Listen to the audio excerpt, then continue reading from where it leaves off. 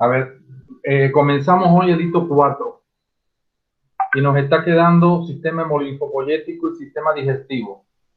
Por tanto, el mes de mayo trabajaremos 2 semanas para hemolinfo, 2 semanas para digestivo.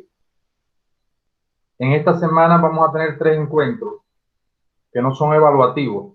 Esta primera clase que es de anemia, una segunda actividad que es de hemostasia y una tercera actividad que es de revisar el caso clínico que está en la plataforma. El tema de leucemia y linfoma, que para mí no es un tema duro para el médico general, vamos a hacer un mapa conceptual.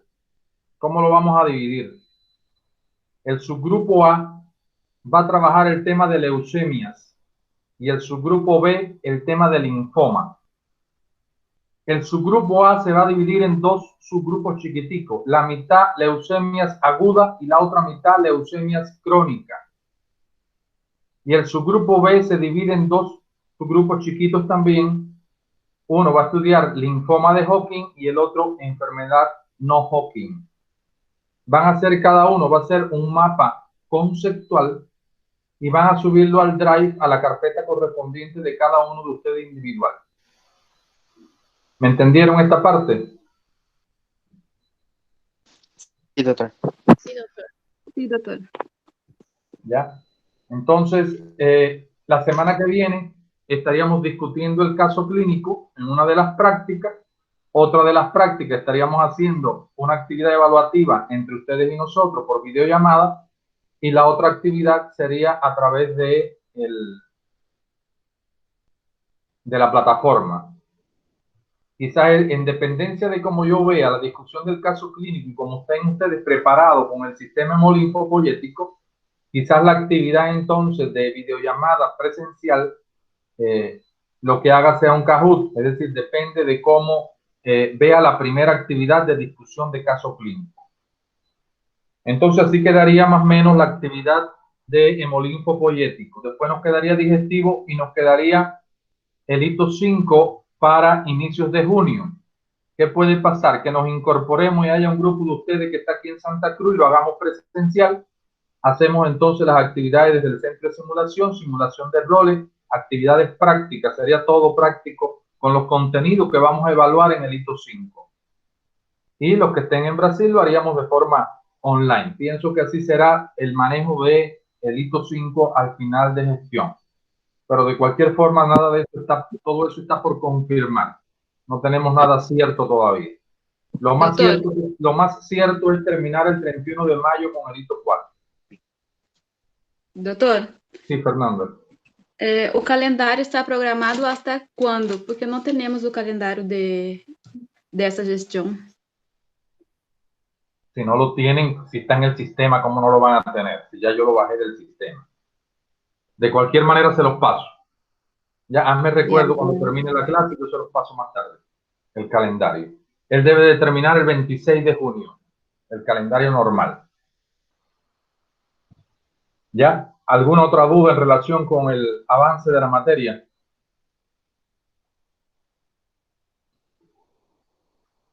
Doutor? Não, doutor. Só então, deixa eu ver se eu entendi. Esta semana vai ser só o avanço do conteúdo e na próxima semana vai ser a avaliação. Exacto, como lo hemos venido haciendo hasta ahora. E sobre o mapa conceptual, quando vai ser o prazo dele para entrega e quando vai ser a divisão? El sábado suben el mapa conceptual. Como? Hasta el sábado, hasta este sábado. E a divisão, doutor, vai passar na plataforma? Qual pessoa toca qual ou nós mesmos dividimos? No, ustedes mismos son grandes ya. Ustedes mismos, el subgrupo A se divide en estos 5 hacen leucemia aguda y estos 5 hacen leucemia crónica. Dijeron que ustedes no me den más trabajo. Estoy trabajando de lunes a lunes, 24 por 24. Ok. Doctor. Sí, Juliana. Solo tengo una pregunta, pero no es sobre su asignatura, pero entonces, ¿quién está en Brasil? Porque no sabemos cómo va a quedar eso, sabemos que la facultad también, la universidad no tiene cómo saber hasta cuándo y todo. Entonces, así, por ejemplo, las clases van a volver en agosto, agosto, pero las fronteras van a seguir cerradas para quien está en Brasil, porque la presidenta no abrió la frontera y todo, porque no hay control en Brasil y todo. Entonces, la facultad va a tener una tolerancia o algo del tipo, ¿no? Yo te puedo hablar hoy, Juliana, de Luis Gómez, profesor de fisiopatología. Ajá. Profesor de fisiopatología, toda la tolerancia, Uhum, sin sí. ningún problema. Ahora, como director de carrera, no tengo indicación hoy de lo que va a pasar. Solo tenemos indicación de seguir de la forma online hasta el 31 de mayo. Hoy el vicerrector está reunido en la coordinación nacional y por la tarde se va a reunir con nosotros los de la carrera, con Raiza, conmigo, con Shirley, con Andrés. No sé qué orientaciones nos dará. Ah, Ustedes sí. serán los primeros en enterarse. Sí, gracias, doctor. Yo sigo aquí, pero es porque quiero saber, porque no sé si voy o si no voy. No se vayan, quédense aquí con nosotros. Yo tampoco me puedo ir para Cuba, tengo que quedarme aquí. Está bien. 15 Es que, meses sin ver a mi mamita. sí, es que mi mamá me extraña. ¿Ya? Entonces, Doctor, sí. perdón. Y ustedes no hablaron sobre el tema, cómo se va a quedar las mensualidades, porque yo también no pude ainda entrar en contacto ainda al sistema Es un estudiantil. académico Wesley, no vamos a entrar en ese detalle. Ustedes tienen el contacto de servicios estudiantiles y de la administración. Y si no lo tienen, me lo preguntan y yo se lo vuelvo cuando termine la clase les digo. Pero los temas que no son académicos no tengo conocimiento de eso. El tema de pago lo maneja servicios estudiantiles y administración. ¿Ya? Entonces vamos a comenzar la clase, le voy a compartir, vamos a estar viendo hoy anemia.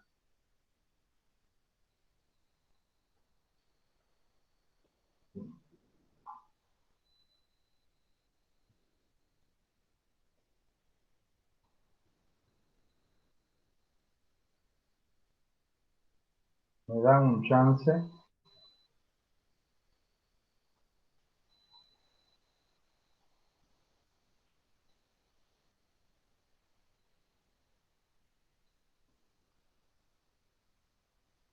Doutor, enquanto você busca solo para falar, mirei na página de la Unifrance, não há o calendário, só há o último calendário, semestre 2 de 2019. Por eso le dije que me escribiera y yo solo paso cuando termine la clase, pensando que no pudiera estar ahí. No hay problema Ai, con eso. graças. Me llevan duro ustedes, Fernanda. Não, doutor, porque busquei, não encontrei, você bloco Yo estava. te dije que pagar después. Entonces, muchachos, vamos a hablar primero sobre anemia ferropénica. Es decir, esto es una anemia que estén en consulta, estén en una sala de hospitalización o estén en una emergencia, el tema de palidez cutánea mucosa va a ser pan de todos los días. Vamos a tener pacientes todos los días en nuestras consultas de pacientes pálidos con palidez cutánea mucosa, y eso nos traduce a nosotros que tienen en primero lo que pensamos inicial. Vemos un paciente con las mucosas pálidas y lo primero que nos viene a la mente es que sea un paciente con anemia. Y en función de eso es el tema que vamos a estar comentando hoy. Hay tres tipos de anemias que son las duras. O bien el paciente tiene un déficit de hierro, o bien tiene un déficit de vitamina B12 o ácido fólico, o bien es una hemólisis lo que tiene el paciente. Está hemolizando mi paciente, sea congénito o sea adquirido. En ese sentido, vamos a eliminar primero, vamos a hacer diagnóstico diferencial y sacar las anemias hemolíticas que las hemos comentado en el transcurso de la asignatura y que son las menos frecuentes. ¿Quién recuerda cuál era la tríada de una anemia hemolítica?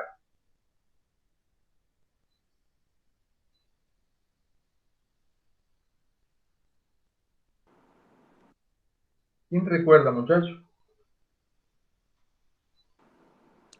Doutor, não seria que o paciente teria uma icterícia?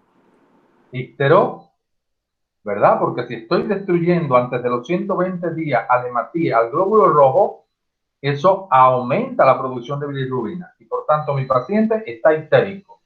Muy bien, Rafael. ¿Qué más tendría, Rafael? Ah, solo me acuerdo de eso. ¿Es esplenomegalia? Claro, tendría esplenomegalia porque es que el vaso tiene una doble función. Él agarra ese matiz viejo, el que dura 120 días, y si este se está destruyendo, también lo agarra y va a, por así decirlo, englobarlo. Y por otra parte, él tiene alguna función hematopoyética, también se estimula para ayudar a ese déficit de hemoglobina que hay o de matíes que hay. Por tanto, el paciente va a tener esplenomegalia. Y el tercer componente, anemia, ¿verdad? Cuando yo veo a un paciente anémico, ictérico, voy y lo acuesto para examinarle Schuster, maniobra que examina vaso. Y cuando lo examino, le encuentro esplenomegalia. Y esa triada de anemia, icterio y esplenomegalia, nunca se puede olvidar la posibilidad que tenga una anemia hemolítica. La causa, la vamos a buscar luego. Vamos a internar al paciente y estudiaremos al paciente. Puede ser infecciosa, puede ser no infecciosa, puede ser por tóxico, puede ser por una ciclemia. Y ustedes que van a ir a Brasil, en Brasil van a tener mucha falsemia. Recuerden que la falsemia es una anemia hemolítica caracterizada por un hematíe en forma de platanito, en forma de media luna. Por tanto, ese hematíe, cuando está pasando por los vasos sanguíneos, en muchos lugares no puede pasar y hace que se rompa. Y al romperse viene la hemólisis. Esto origina también en este paciente, como no llega la suficiente sangre de determinados órganos, que haya mucho dolor. Y puede tener dolor como si fuera un infarto, o como si fuera un cólico nefrítico, o una cefalea, o un dolor muscular determinado. ¿Y por qué? Por la falta de oxígeno para la alimentación de ese músculo.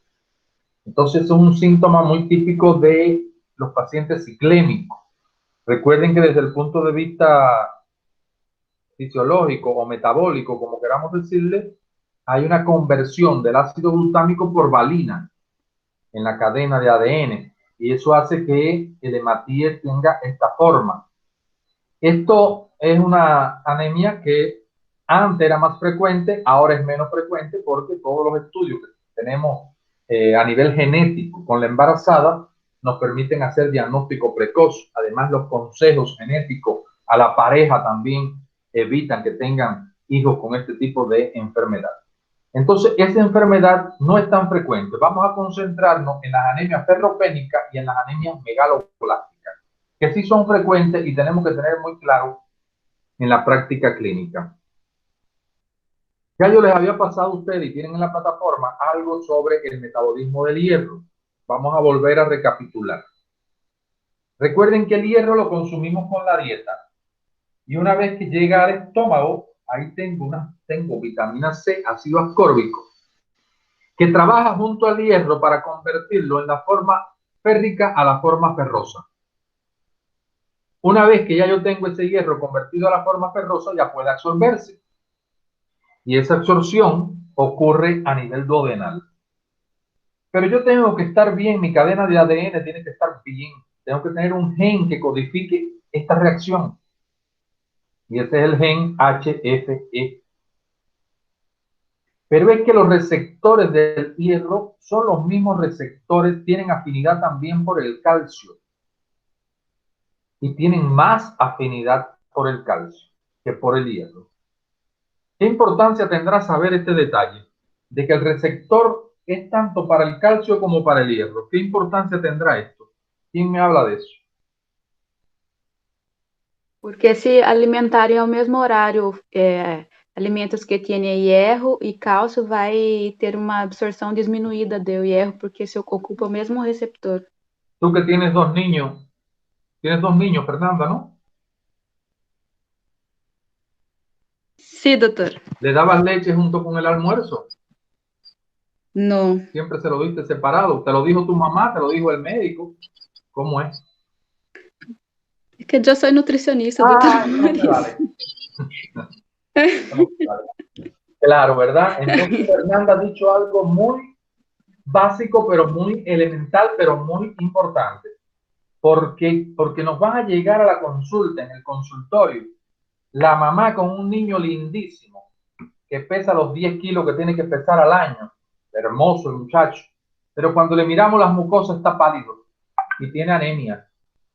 Y la pregunta va que se mata, la pregunta va directico. Hábleme de la alimentación de su hijo. Dígame los alimentos que le he incorporado hasta este momento y dígame cómo le da la leche a su hijo. Y la mamá nos dice que el niño come bien de todo y que le da una mamadera de leche cuando desayuna, otra a las 10 de la mañana, otra después que almuerza le da otra. Se toma el muchachito 2 litros de leche. Grave problema. El niño en el primer año de vida no puede tomar más de 1 litro de leche en el día y tiene que ser alejado de las comidas. Si se le da junto con la comida, el organismo es tan sabio que absorbe ese calcio y deja al hierro sin absorber. Por tanto, el niño está hermoso, pero está anémico. Entonces, ese es un detalle importante a tener en cuenta a este nivel de absorción. Por otra parte, cuando ese hierro ya ha estado en su forma ferrosa, 3 más, tiene que salir para irse para los lugares de depósito. Y cuando él sale, encuentra una proteína que lo va a transportar. Y esa proteína es la transferrina. Esa transferrina lo va a llevar hasta el hueso, sobre todo a la médula ósea, donde en la célula ósea se va a encontrar a ese nivel de que ya alguien había estado trabajando formando globina y estaban esperando que llegara el hierro para que se uniera con la protoporfirina y formara el grupo hemo. Por tanto, ese grupo hemo junto con la globina que ya estaba formada en el retículo endoplásmico o sarcoplásmico forma la hemoglobina. Y yo sé que la hemoglobina es importante para transportar el oxígeno. Por tanto, aquí radica la importancia que tiene el metabolismo del hierro. Al final participa en la oxigenación tisular.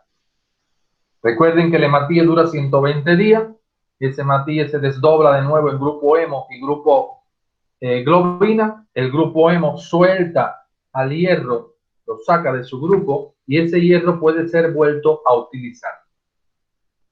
Ese hierro del catabolismo del hematíe. Por otra parte, un detalle que yo pongo acá es las multivitaminas. ¿Por qué? Porque muchas veces los tíos, los abuelos se sienten con dolores musculares y toman vitaminas. Y vitaminas que se la toman diario de por vida. O muchas veces los deportistas están tomando vitaminas, que hace ejercicio, deportista y no deportista, hace ejercicio y toma vitaminas. O nuestras mamás nos acostumbran a que todos los años hagamos ciclos de vitaminas y hacemos ciclos de vitaminas. Miren, las vitaminas son importantes si tengo déficit de vitaminas. Pero si mi concentración es de hierro, que es mínima, de 1 miligramo, y estoy tomando vitaminas que contenga hierro, estoy teniendo el riesgo de tener lo que se llama hemosiderosis, que es aumento de las concentraciones de hierro. Y esto le hace daño al hígado, le hace daño al páncreas, hace daño en la piel. Ese es un detalle. Y también otro detalle es que en aquellos pacientes que el gen HF tiene algún problema, entonces aumentan las concentraciones de hierro en sangre y mi paciente también puede tener hemosiderosis o hemocromatosis, discúlpenme. Entonces, en ese sentido, tener presente el metabolismo del hierro que es necesario para poder entender la anemia por déficit de hierro. ¿Alguna pregunta hasta acá, muchachos? No, doctor. No, doctor. Bueno, en esta diapositiva, el último párrafo me interesa. El último párrafo lo que quiere decir es que tenemos algunas enfermedades, y lo dimos en renal, que son crónicas. Y cuando son crónicas, esas membranas que envuelven las células se tornan también, hay un proceso inflamatorio. Imaginemos la nefrona, imaginemos la médula ósea, imaginemos el hígado, la célula hepática, el hepatocito. Y entonces, que son lugares de depósito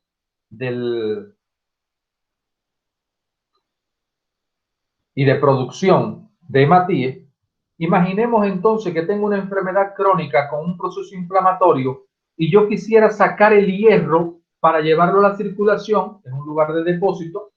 Quisiera sacar el hierro para la circulación para que vaya a la médula a producir hematía. Sin embargo, como tengo una nefropatía y la enfermedad renal crónica es una enfermedad sistémica, no puedo sacar ese hierro del depósito. Entonces, lo que ocurre es que hay un falso déficit de hierro. Entonces, mi paciente no resuelve administrándole hierro. Mi paciente resuelve tratándole la enfermedad crónica. Porque no es que tenga un déficit de hierro, es que no puede salir por el proceso inflamatorio que tiene. Entonces, eso lo tenemos que también tener presente cuando estemos haciendo diagnósticos diferenciales de las enfermedades que producen carencia de hierro. En esta diapositiva es importante para cuando nos llegue el paciente con palidez cutáneo mucosa, entender y ver cómo vamos a hacer el diagnóstico diferencial y cómo vamos a presentarnos con este paciente.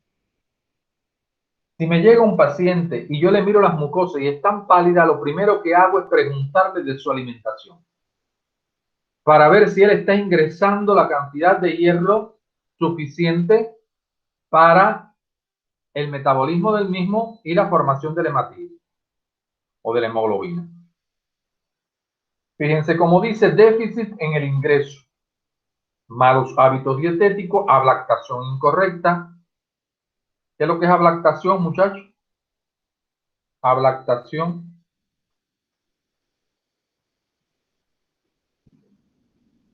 A ver, Fernanda, tú que eres nutrióloga. Não é o mesmo que lactação? Seria amamentação materna? No.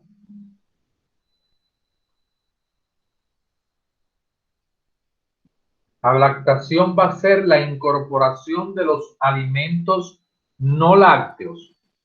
Es decir, a los 6 meses, cuando ya el niño comienza a comer y que le empezamos a incorporar los calditos de las carnes, ahí yo comienzo la ablactación. Já, em Brasil hablamos de introdução alimentar.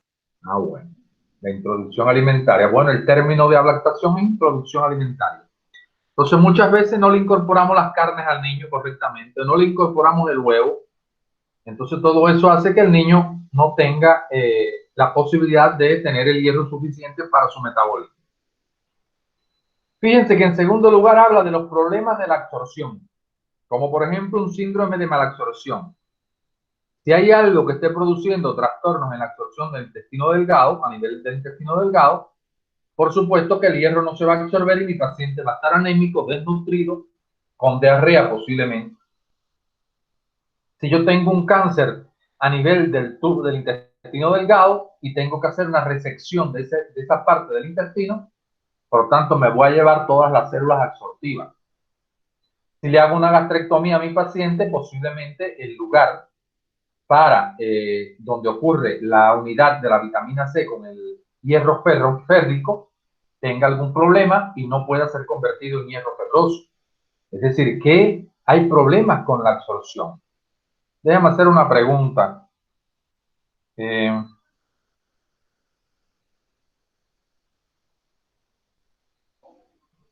Rafael. Oi, yo. Rafael, ¿cuánto mide el intestino delgado? Cerca de 25 centímetros. Cerca de 25 centímetros. Bien. Entonces, fíjense que es chiquito. No es como el resto del intestino que es grande. Este es un pedacito y ese pedacito tiene una función absortiva importantísima. Hay un tumor a este nivel y tengo que reseccionar el intestino delgado y ya mi paciente va a quedar con una malabsorción intestinal de por vida y por tanto la posibilidad de tener anemia. En tercer lugar, fíjense, aumento de las necesidades. Y ahí tengo que tener dos grupos de riesgo, la embarazada y el adolescente. La embarazada porque tiene el producto de la concepción, tiene al niño, al feto, que va creciendo y pidiendo, pero tiene también líquido amniótico, tiene también placenta y todo esto necesita nutrición. Por tanto, la embarazada yo tengo que apoyarla con vitaminas, tengo que darle sales de hierro, tengo que darle ácido fólico, vitamina C, todo esto para apoyarle su embarazo y evitar que aparezcan enfermedades en el neonato. Y por otro lado, un grupo muy importante que son los adolescentes. Recuerden que después de la pubertad viene la adolescencia y ese periodo es de el crecimiento rápido, el estirón de la pubertad. Y ese crecimiento rápido, los huesos crecen mucho, la parte muscular crece mucho, los órganos crecen y por tanto se necesita de mucha vitamina. Y si se trata de la mujercita, en esta etapa aparece la menstruación. Entonces comienza a tener pérdidas. Por tanto, yo tengo como médico generalista, tengo que estar muy claro y ver si esta muchacha se alimenta bien, cómo es su periodo menstrual, cómo fue su menarquia, para, en dependencia de esto, poder tomar las medidas y quizás apoyarla con vitamina. Es decir, que son dos momentos muy importantes del ciclo de vida de la persona. Y en cuarto lugar, fíjense que tenemos el aumento de las pérdidas. Y ahí tenemos en primer lugar, y en nuestros países no nos podemos olvidar del parasitismo intestinal. Glaucineidi, deja ver cómo está la tecnología por tu casa.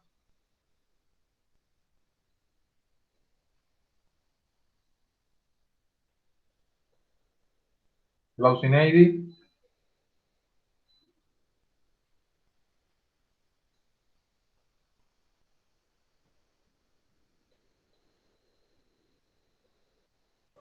Doutor, tá escutando agora? Ahora te escucho. A ver, ponte en cámara para verte. Como? Ponte en cámara para verte, para ver si está más bonita, no está más bonita. Não, não está, doutor. Não há como. No hay cómo. Glaucineidi, ¿cuáles son los parásitos que más anemia dan?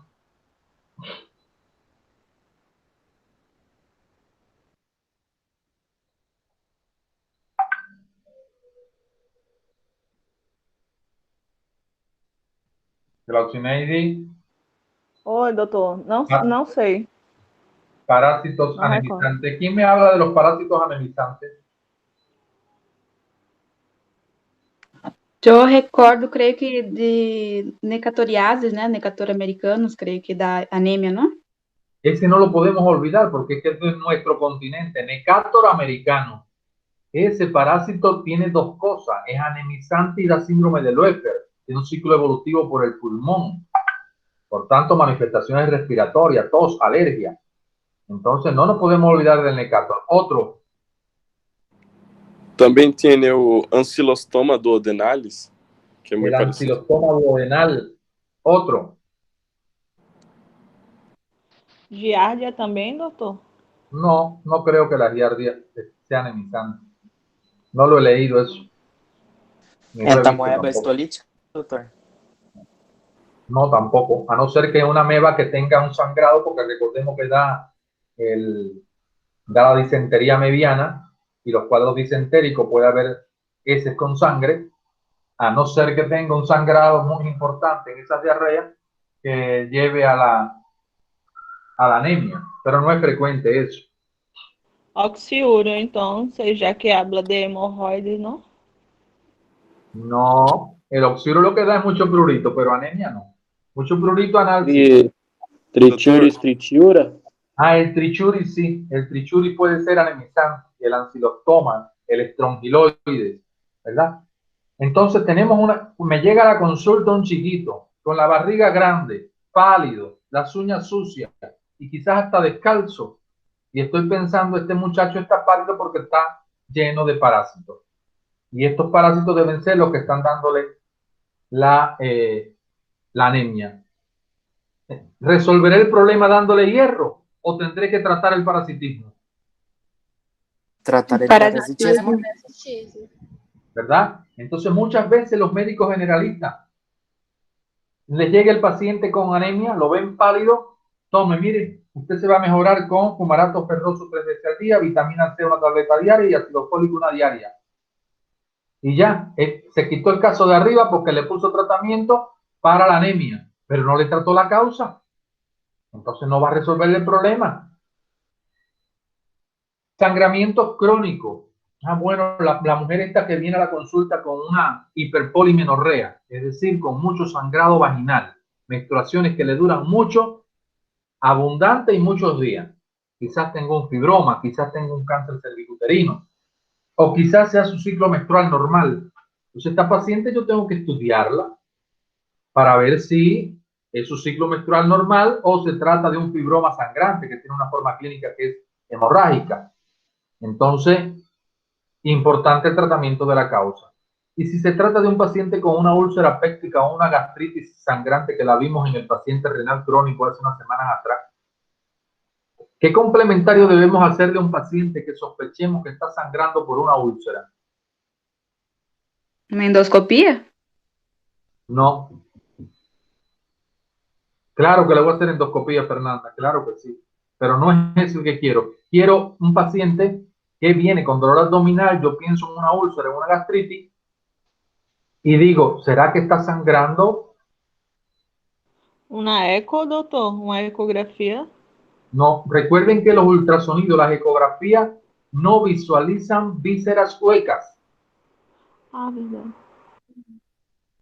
Y vive muy lejos y no le puedo hacer endoscopía, Fernanda. No tiene plata para hacerse endoscopía. Y yo estoy sospechando que está sangrando.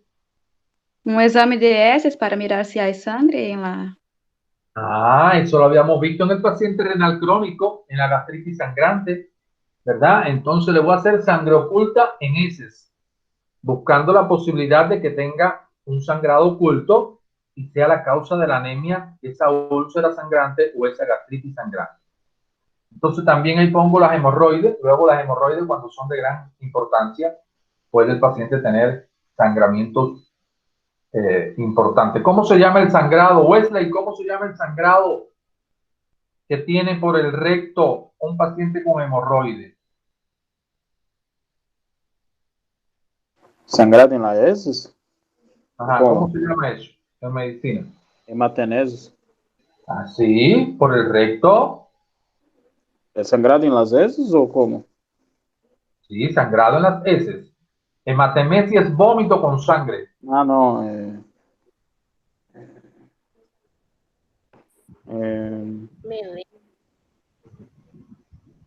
No, no me recuerdo bien. Voy a ver. ¿Cómo se llama, Stephanie? Melena. Ah, pero la melena no es de las hemorroides. La melena es la sangre oscura, como el alquitrán, brillante, procedente de arriba, de un sangrado digestivo alto, procedente del estómago o odeno. Rectorragia, doutor? Ah, puede ser rectorragia o enterorragia, ¿verdad? Entonces mi paciente está sangrando y esa sangre huele a una sangre roja, rutilante. Bien, que pareciera que está sangrando el paciente de ahora mismo, a diferencia de la hematemesis que es con comida y de la melena que es negra. Entonces, importante esto para hacer el diagnóstico diferencial de mi paciente que me llega pálido. Y palidez para nosotros, en primer lugar, es anemia, síndrome anémico. ¿Entendido esta parte? Sí, doutor. Sí, doctor. Sí, doctor. Entonces, la clínica de mi paciente, ya le hemos visto que depende de la causa y por eso es lo primero que está puesto ahí. No es lo mismo un niño con parásito que una mujer sangrando por un fibroma. Entonces, la clínica es distinta.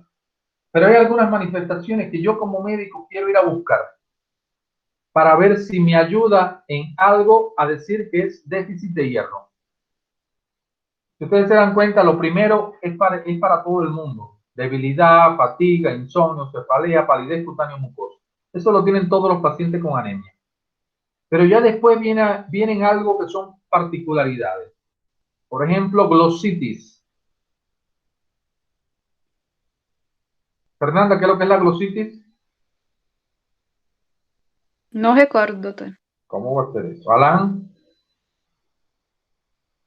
Es una inflamación de la lengua. Inflamación de la lengua. Fernanda, para que no se te olvide, glositis, glosofaringio. Y glosofaringio viene de lengua.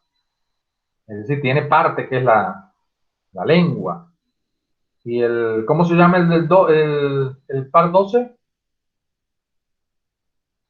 Hipogloso.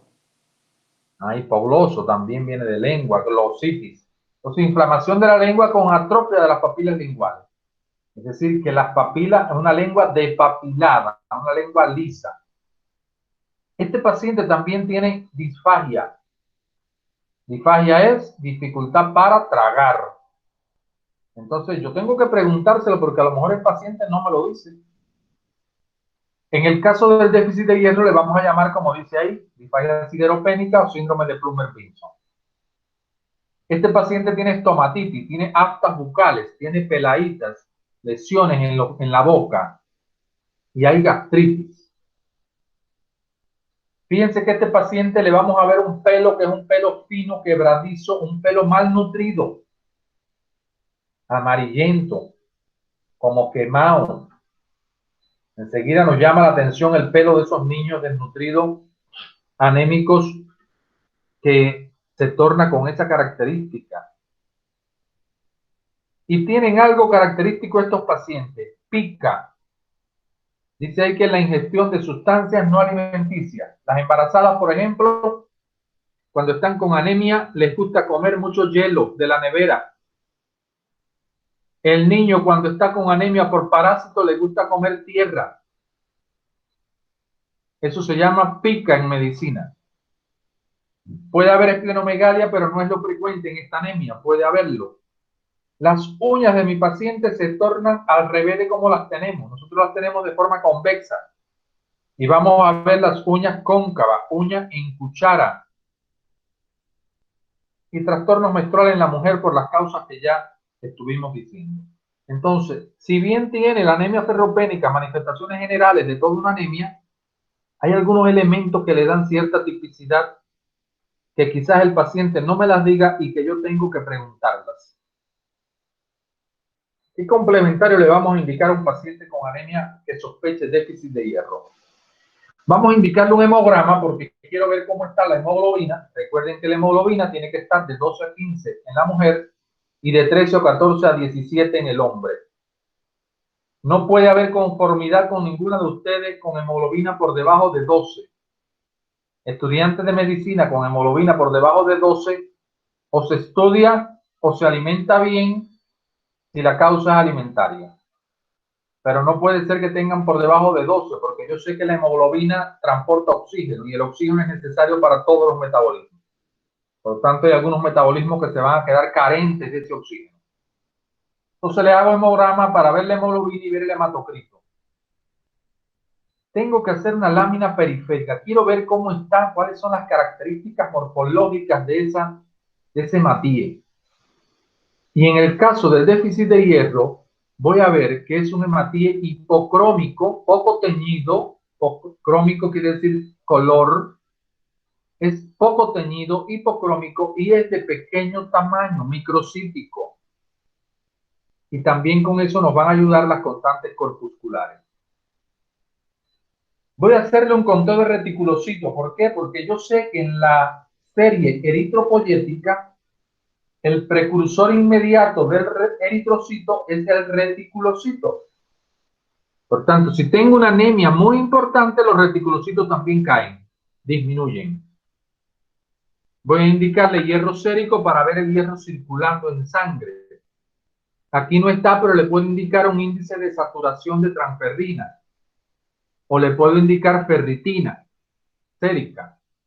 Entonces puedo ya ver cómo está, si el hierro del depósito es el que está disminuido, si es el hierro que está circulando, si es el hierro que está cargado en la transferrina. A este paciente le voy a indicar heces fecales o heces en busca de la sangre oculta y en busca de los parásitos. Si con estos complementarios yo no diera con el diagnóstico, entonces es que voy a hacer un medulograma. Pero ustedes saben que el medulograma es una prueba muy invasiva. Se toma muestra con un trocar grandón, con una aguja grande de la médula a nivel de la cresta ilíaca.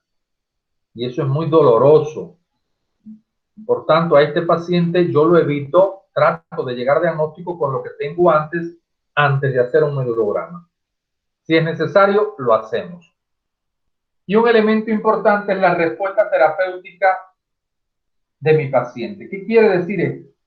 Que muchas veces tenemos mamá que le ponemos tratamiento al niño para la anemia por déficit de hierro, y a la semana ya están volviendo a la consulta porque quiere que le hagamos una hemoglobina. Ya quiere empezar a pinchar al chiquito a ver si está mejor. Y la hemoglobina comienza a subir después de la segunda o tercera semana. Y la anemia se restablece. Las cifras normales, si se van a restablecer, lo hacen después de los 2 meses. Entonces no hago nada con estar haciendo estudios en los primeros días porque no voy a ver resultados. ¿Qué tratamiento le voy a poner a mi paciente? Hierro, sales de hierro. Muchas veces en la embarazada utilizamos estas sales en forma por vía parenteral y se la inyectamos por vía intramuscular a nuestro paciente. Ahí tienen los medicamentos que más utilizamos.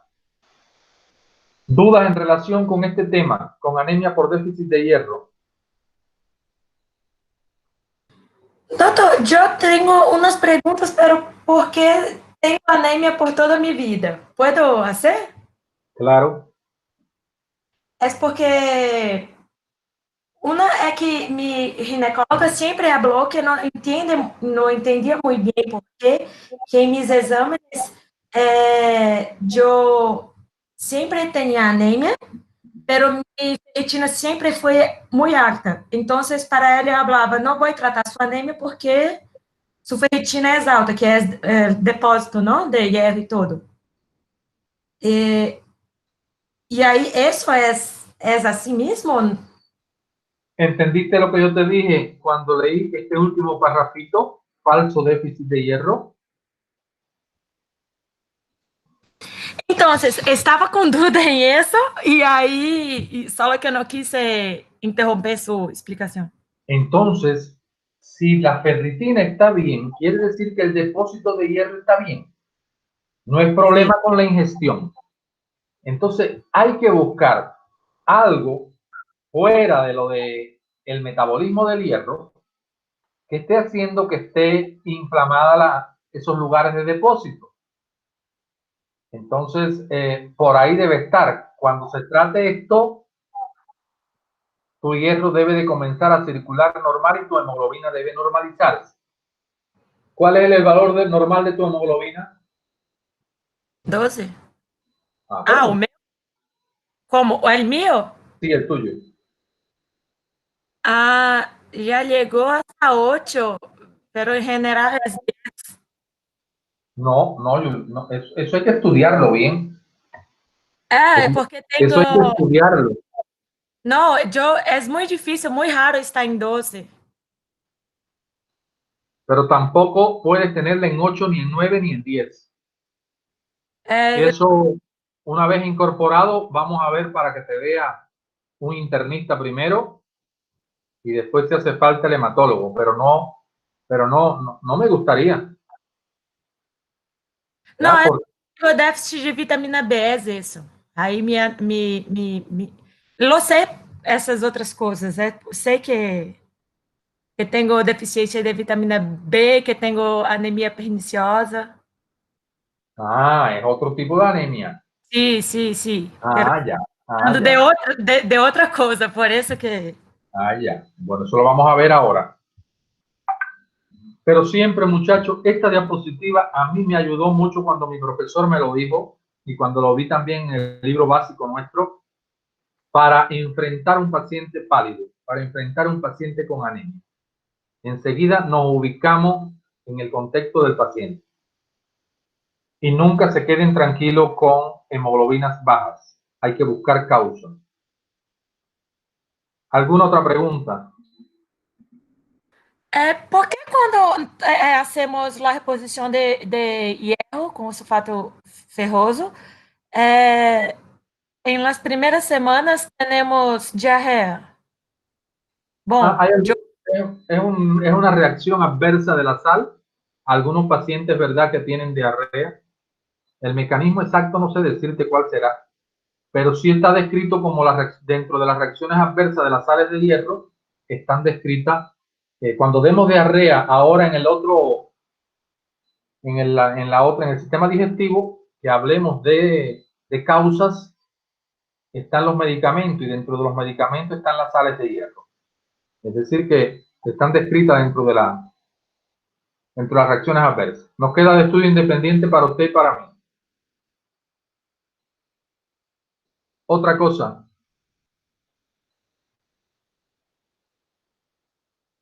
Entonces, muchachos, pasamos a las anemias megaloblásticas. Y era una de las que estaba hablando Juliana. Y dice que es por un déficit de ácido fólico y vitamina B12. Y fíjense que ahí hay un cambio megaloblástico de la médula, sí. Es decir, que aquí la médula se ve comprometida. Y hay un elemento importante que dice aquí, anemia macrocítica, leucopenia y trombocitopenia. ¿Cómo era la anemia por déficit de hierro? De acuerdo al tamaño. Microcítica. Microcítica. Y esta es macrocítica. Ahora quiero hacer una pregunta. ¿Qué importancia tiene que yo me alimente bien y tener concentraciones adecuadas de ácido fólico y vitamina B12?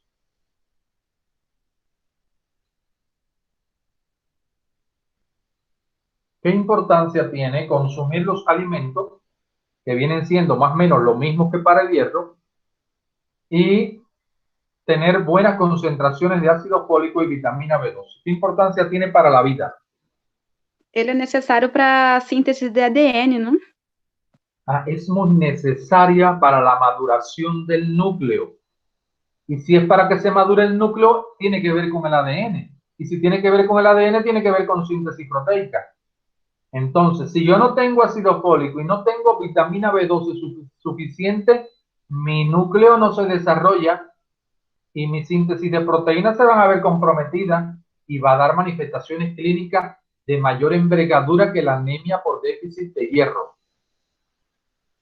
Doutor, então se eu tenho uma anemia megaloblástica que tem dificuldade de síntese de ADN, então não vai formar o gene ATFE. Aí vai ter uma anemia por déficit de hierro também? No, no necesariamente, porque recuerda que no toda la cadena de ADN, es decir, no es un solo lugarcito en la cadena de ADN que sintetiza proteínas. Es decir, que hay varios lugares donde hay síntesis proteica y la que se está afectada aquí es la que tiene que ver con el ácido fólico y la vitamina B12. Es decir, no tiene por qué obligar, aunque sí también puede haber trastornos por déficit de hierro y tener un paciente con la combinación de ambas anemias, pero no es lo frecuente. No es lo frecuente. Ahora, en este sentido, si yo no tengo ácido fólico o vitamina B12, y ya yo sé que ellos son elementos esenciales para que se madure el núcleo, ¿cómo esperamos ver el núcleo si yo lo mirara en el microscopio?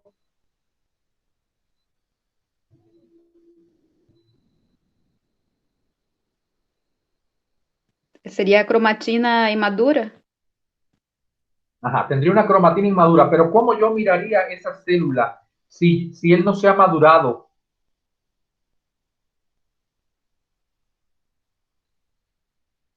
¿Se vería grande o se vería chiquito? Grande. El núcleo.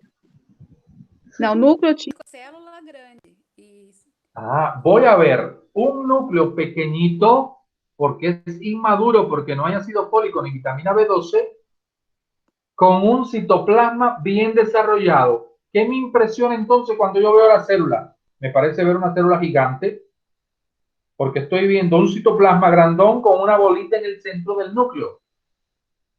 Y entonces, como yo soy técnico de hematología, estoy claro que se trata de una macrocitosis, una anemia macrocítica. A diferencia del déficit de hierro, que el hematíe, toda la célula se ve chiquita, no solamente el núcleo, es decir, toda la célula es microcítica. Entonces, esa es una gran diferencia entre la anemia por déficit de hierro y la anemia por déficit de ácido fólico y vitamina B12, una gran diferencia en la lámina periférica. Óyeme, Stephanie, ¿y para qué será importante, Stephanie, el hierro y la vitamina B6? hierro. Ajá. Para la célula, ya he dicho que el ácido fólico y la vitamina B12 son importantes para madurar el núcleo. ¿Y qué importancia tendrá el hierro y la vitamina B6?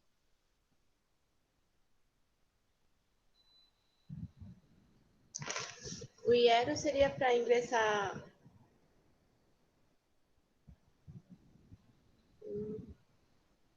No sé. ¿Quién sabe?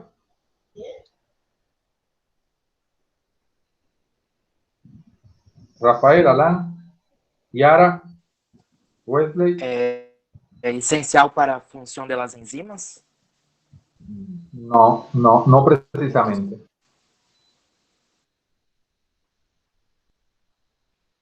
Es necesario para la maduración. Dime, Fernanda. Não seria para o grupo hemo, para a formação de hemoglobina? Ah, sí, eso es importante para aquello, pero yo hablo para la célula en particular. Para la célula en particular, el hierro y la vitamina B6 participan en la maduración del citoplasma. Y el ácido fólico y la vitamina B12 participan en la maduración del núcleo. Entonces, como yo no tengo problema con el hierro, mi citoplasma sigue desarrollándose bien. Porque mi problema era con el ácido fólico y la vitamina B12. Entonces, como les decía, este paciente tiene trastornos en la serie eritropoyética, dando un hematíe con esta característica. Tiene trastornos de la serie granulopoyética, produciendo leucopenia. Y tiene trastornos de la serie megacardiopoyética, produciendo trombocitopenia. Y fíjense que este paciente tiene una triada característica. Produce manifestaciones generales, produce manifestaciones gastrointestinales y produce manifestaciones neurológicas. Ahí donde dice bucales vamos a ponerle generales. Manifestaciones generales, manifestaciones gastrointestinales y manifestaciones neurológicas. Y este paciente responde muy bien con el ácido fólico y la vitamina B12. Es decir, que si Juliana hoy me dice que su anemia es del tipo megaloblástica, debería de responder muy bien con ácido fólico y vitamina B12 y estar con cifras de hemoglobina cerca de lo normal.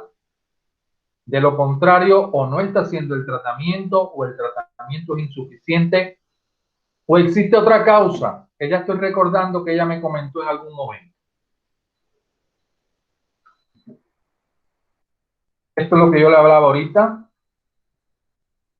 Ahora, ¿cómo es el metabolismo de la vitamina B12? El metabolismo de la vitamina B12. Yo ingreso la vitamina con los alimentos, carne, huevo, pescado, leche. Y una vez que llegan al estómago, ahí tengo unas proteínas que se llaman proteínas R-blinders. Esas proteínas que están en el jugo gástrico van a agarrar a la vitamina B12 y la van a llevar hasta el intestino delgado. Fíjense que de nuevo van al duodeno. De nuevo el duodeno participando en la absorción de la vitamina B12. Ya las células parietales del estómago habían producido factor intrínseco. Por tanto, si yo tengo mis células parietales bien y producen bien mi factor intrínseco, él va a estar a nivel del duodeno esperando a las proteínas R-blinder que le traigan la vitamina B12. Una vez que estas proteínas sueltan a la vitamina B12 al duodeno, las agarra el factor intrínseco y las lleva hasta el ilion distal. Recuerden, intestino delgado, duodeno, yeyuno e ilion. Las llevan hasta el ilion distal. Y ya en el ilion distal existen receptores para la absorción de esta vitamina B12. Inmediatamente que se absorbe, hay otra proteína transportadora que se llama transcobalamina.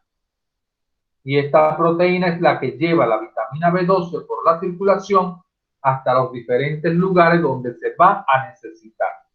En la médula, en el hígado y en otras células de nuestro organismo que se necesita, porque ya yo les he dicho que se necesita para la maduración del núcleo. Entonces, este sería el metabolismo de la vitamina B12. Si hablamos del ácido fólico, es mucho más fácil, él ingresa con las comidas también, con los alimentos, y en el estómago ya sufre la acción de enzimas que dividen a esos poliglutamatos, lo dividen en monoglutamatos y diglutamatos. Y estos van por todo el intestino hasta llegar al yeyuno, donde se va a absorber. Y de esta forma entra a la circulación y es utilizado el ácido fólico para todo el metabolismo, como le dijimos, ahí a nivel celular, muy útil para el citoplasma, para el núcleo de la célula. Hay un detalle interesante. Cuando el déficit es del factor intrínseco, es decir, de esa proteína que ayuda a transportar a la vitamina B12, le vamos a llamar anemia perniciosa. Entonces, dudas hasta aquí. Metabolismo del ácido fólico y la vitamina B12. ¿Alguna pregunta? No. ¿Entendido todo entonces? Doutor, Dime, Well. a ver, perdoe-me por interromper, pero busquei aqui em minhas anotações e encontrei aquela dúvida que a colega tinha e que eu também não sabia muito bem. Eu tenho aqui anotado, doutor, sobre a diarreia quando uma pessoa toma sulfato ferroso. ¿Puedo hablar? Lo vamos a dejar para el final, Wesley. Está bien. ¿Ya? Me lo recuerdas al final. Entonces, este paciente que nos llega a nosotros pálido y que no sabemos si es una anemia por déficit de hierro o es una anemia megaloblástica, y ya dijimos que no era hemolítica porque no tenía íster ni tenía esplenomegalia, vamos a ver la clínica de él. Fíjense que él tiene síntomas propios de la anemia, igual que cualquier paciente: debilidad, vértigo, palpitaciones, palidez cutánea mucosa. Puede haber discreto íster igual que la tenía la fenopénica, puede haber discreta hemólisis, sí, pero es infrecuente. Pero sí tiene elementos característicos de la anemia. Uno, alteraciones gastrointestinales y alteraciones neurológicas. Y ya aquí sí nos hace diferente a la anemia ferropénica, porque nunca hablamos en la anemia ferropénica de alteraciones neurológicas. Entonces, ese es el detalle distintivo de la anemia megaloblástica. Gastrointestinales, porque si le reviso la lengua, puedo encontrar una lengua también depapilada, lisa, brillante, roja, y en muchas ocasiones dolorosa. Este paciente puede tener pérdida de peso, anorexia, manifestaciones generales, y puede haber diarreas. Entonces, tiene algunos elementos gastrointestinales que parecieran un tanto a los de la anemia por déficit de hierro. Pero repito, tiene manifestaciones neurológicas que no las tiene el déficit de hierro. ¿Como cuáles? Como parestesias. Parestesia es calambres, ¿verdad? Pérdida de la sensibilidad vibratoria y batiestesia. Alan, ¿qué es lo que es batiestesia, Alan? Olha, doutor, nunca ouvi falar. Batiestesia. Não sei. No sabe. ¿Alguien recuerda? De neurológico. Sensibilidad profunda. ¿Me están mirando mi mano? Sí, doutor. ¿La ven? Entonces, ahí yo le digo a mi paciente: ¿para dónde está el dedo? ¿Para abajo o para arriba? Para abajo. ¿Para adentro o para afuera? Para adentro. Con los ojos cerrados el paciente. Eso es batiestesia, sentido de posición. ¿De acuerdo, Alan? Sí, doutor. Gracias. Rafael, ¿cómo se llama sensibilidad vibratoria? ¿Qué otro Sensibilidad. nombre tiene? Ah, não sei. Sensibilidade vibratória. Te lo dejo de estudio independiente. No se lo voy a decir hoy, porque están muy flojos. Te lo dejo para mañana y lo estoy anotando aquí. Mañana quiero que me digas qué es lo que es, qué otro nombre tiene la sensibilidad vibratoria. ¿De acuerdo, Rafael? Sí, de acuerdo. Ya, entonces mi paciente tiene calambre, tiene pérdida de la sensibilidad vibratoria, es decir, las vibraciones. Eso no lo siente bien. Cuando yo le pongo el diapasón en los huesos, en las eminencias óseas, él no siente bien esa vibración. Tiene batiestesia, es decir, que él no sabe reconocer para dónde está su cuerpo. Tiene alteración de su sentido de posición. Puede haber inestabilidad para la marcha y romper positivo. ¿Dónde se examina eso? Yara, te quiero verte, Yara.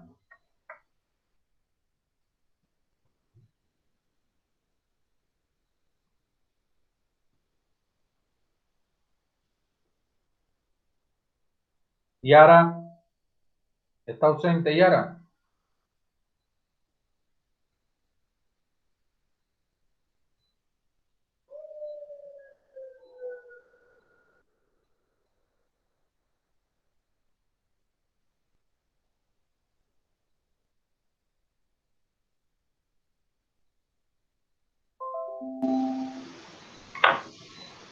¿Dónde vemos, muchachos, cómo se llama la maniobra que examina la estabilidad y el romper?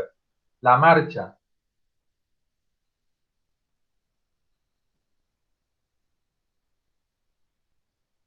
¿Cómo se llama eso, muchachos?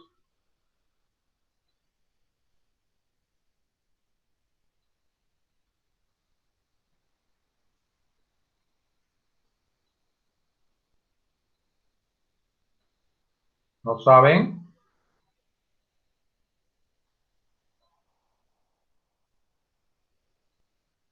Para la próxima clase tienen que revisarme estos términos. Se les ha olvidado demasiado rápido. Lo voy a estar preguntando en pregunta de entrada. Parestesia, pérdida de la sensibilidad vibratoria, batiestesia, inestabilidad para la marcha, romper positivo. Mi paciente tiene apatía, irritabilidad y torpeza. A todo esto junto le vamos a llamar enfermedad combinada de la médula espinal. Es decir, que hay una médula que está muy comprometida. Esas células de ahí, donde están las neuronas motoras y las neuronas sensoriales, está muy comprometida esa zona y está originando sintomatología neurológica. Entonces, esto sí hace diferente a mi paciente del otro paciente con anemia hemolítica y con anemia ferropénica. En lo complementario, vamos a hacer más o menos lo mismo que le hicimos al otro paciente. Hemograma, lámina periférica para ver la macrocitosis. Le voy a hacer conteo de reticulocito. Puedo hacer bilirrubina porque este paciente, como dijimos que podía haber cierto grado de hemólisis, pudiera haber una bilirrubina que estuviera aumentada.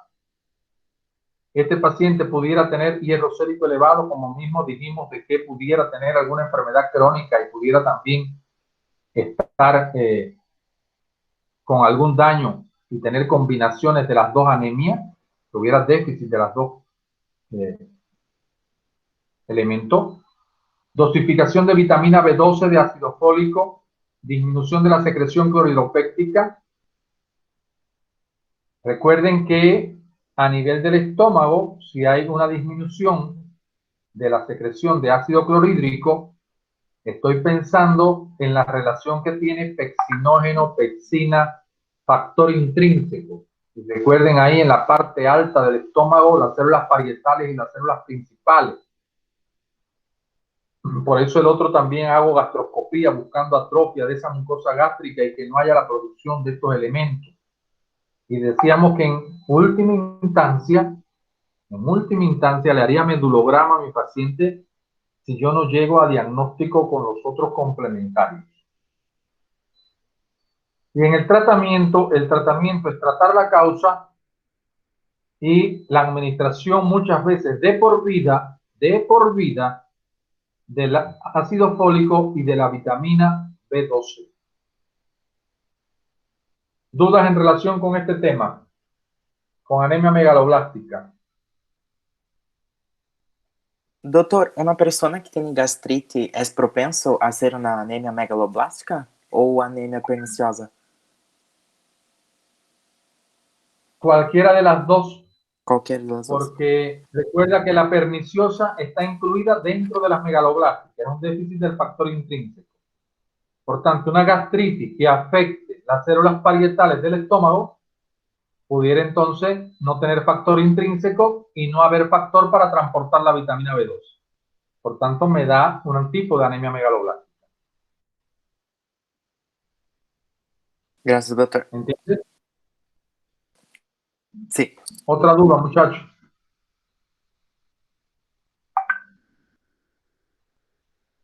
Entonces, si no hay duda, vamos a escuchar a Wesley que nos diga sobre las sales de hierro y las diarreas. Wesley. Bueno, doctor, yo tengo anotado aquí que, bueno,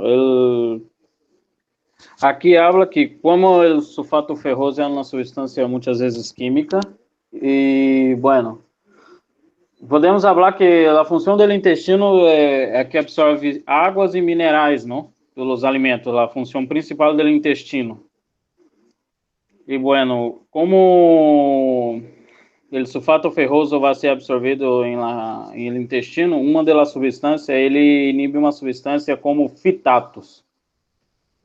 Fitatos é uma substância que é um inibidor de absorção de minerais. E, bueno, por ele inibir essa substância de fitatos, ele impede que o intestino absorve toda a água que tem os alimentos ou qualquer tipo que o paciente possa ter se alimentado. Então, uma das principais recomendações que deve se tomar a esse medicamento é tomar toda vez antes das refeições, com o estômago vazio, que aí sim vai se absorver melhor o medicamento e não vai impedir muitas vezes de uma futura má absorção do intestino. Mas é isso que eu anotei. Muy bien, muy bien. Entonces, el nombre clave es fitatos. ¿Así? Fitatos, que é uma substância que inibe a absorção de minerais. Encontrado presente nas partes fibrosas y mucho... ¿Ah? ¿Cómo? Entonces, vamos a revisar este detalle. Serían esos fitatos. Si estoy dando mucha sal de hierro en el momento de la absorción, junto con las comidas. Y es verdad que siempre lo indicamos antes de desayuno, antes de almuerzo y antes de comida. Antes de las refeições, para evitar los problemas de la absorción de otros minerales. Claro. Eu tenho anotado, isso é de fisiologia lá de Oropesa. Ya, muy bien, muy bien. Entonces, muchachos, si no hay otra cosa, muchas gracias. Nos vemos. Doutor, mañana la clase é horário normal, 7:30? Me pongo de acuerdo después con ustedes. Me pongo de acuerdo con ustedes después, Fernando. Voy a analizar el horario. Ah, ya.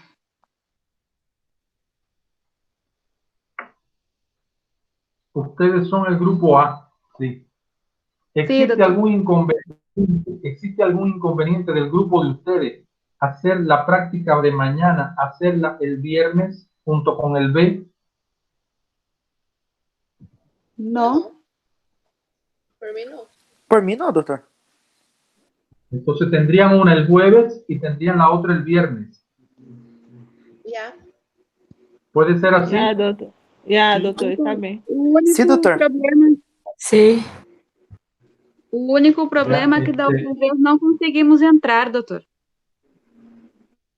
Sí, pero eso hoy yo di la clase con el grupo. Eso es cuando se satura mucho en caso de que no pudieran entrar, ahí yo planifico otra clase y damos la otra clase. No se preocupen por eso. Hoy yo di la clase sin ningún problema con todo el paralelo 2 juntos. Si hubiese algún problema de ese tipo, planificamos otro turno de clase. Está bien, gracias, doctor.